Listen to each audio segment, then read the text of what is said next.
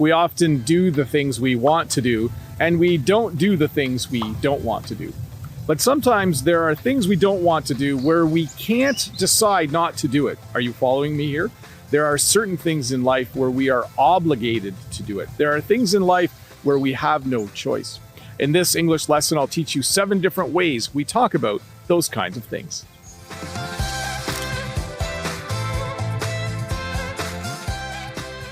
The first phrase I want to teach you, one that we use in these types of situations, is the phrase, I have to. I have to be at work on time. I have to be at work on time every day. If I'm late day after day, eventually I will lose my job. Eventually my boss will fire me. I have to be at work on time every day. My mom's birthday is soon, so I have to buy her a present. I have to buy her a present because I don't want to be the only one at the party not giving her a present. That would be really awkward. So I need to go to a store. I need to find something nice. I have to buy her a present. So one of the first phrases, I have to be on time for work. I have to buy my mom a birthday present. The next phrase we use to talk about these situations is the phrase, I must. I must do my homework tonight, or tomorrow the teacher will be mad at me.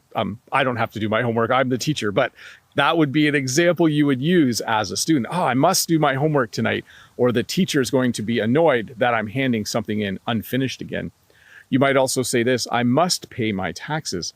In Canada, we have to pay taxes. We have income tax, and I must pay my taxes every year, or the government would get really annoyed with me, and eventually they might put me in jail. That wouldn't be a good thing. So if you were a student, you could say, I must do my homework tonight. As a person living in a country where we pay taxes, I must pay my taxes. I have no choice. I must pay them. Another phrase we use in situations like this is the phrase, I need to. I need to get my car fixed. My car is making a funny noise, so I need to get my car fixed. If I don't get my car fixed, the noise will probably get louder, and eventually when I do get it fixed, it will cost even more. So I need to get my car fixed. I need to get my car fixed now. Maybe my house has a leaky roof. I need to fix my roof.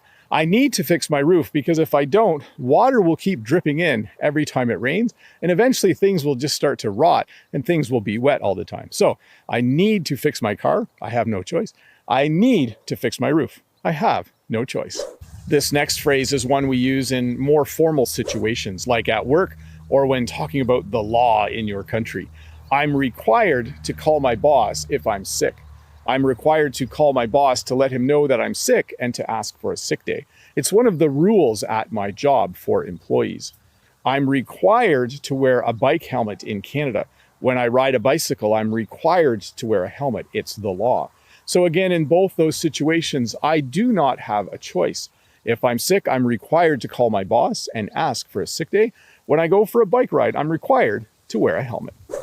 This next one's a bit of a mouthful. That means it's kind of hard to say, and it's the phrase, I have no choice but to. Here's some examples. As a teacher, if I see students doing something wrong, I have no choice but to enforce the rules. I have no choice but to tell them to stop or to even have them go and talk to the principal. I have no choice but to eat healthy food right now. Sometimes as you get older, you eat the wrong foods and you don't exercise, and then you have some health problems. And the doctor says you must eat healthy food. So in that case, you could say to a friend, I have no choice but to eat healthy food. Eating unhealthy food is bad for me. So sometimes you have no choice. As a teacher, when I see students doing something wrong, I have no choice but to talk to them or to enforce the rules. And because I'm older and I need to be healthy, I have no choice but to eat healthy food. This next phrase is also quite formal, and it's the phrase, it's imperative that. You might hear something like this on the news. Someone might say it's imperative that we put a stop to pollution. Basically what they're saying is we have no choice. We need to make this a priority. It's imperative that we put a stop to pollution. They might also say something like this. It's imperative that we clean up the world's oceans. We have a bad track record on this planet of throwing stuff in the ocean, and it's imperative that we clean up the world's oceans.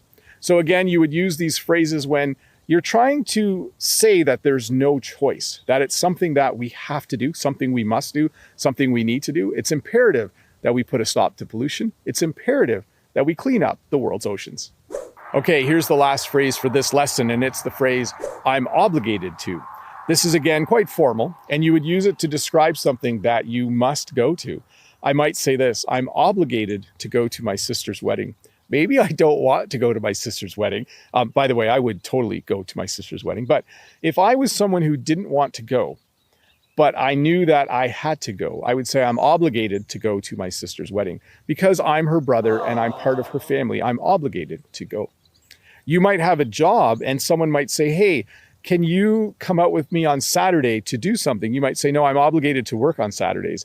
I have a job, but I'm obligated to work. I have to work on Saturdays. Normally you don't work on Saturdays, but maybe you have a job where you're obligated to work overtime or you're obligated to work on Saturdays. So again, two situations where you really don't have a choice, two situations where you have to do something because it's sort of required. Well, hey, thank you so much for watching this English lesson. Remember, if this is your first time here, you're not required to do this. You don't have to do this, but please click that red subscribe button. Give me a thumbs up if you enjoyed this English lesson. Leave a comment, and if you have some more time, why don't you stick around and watch another English lesson?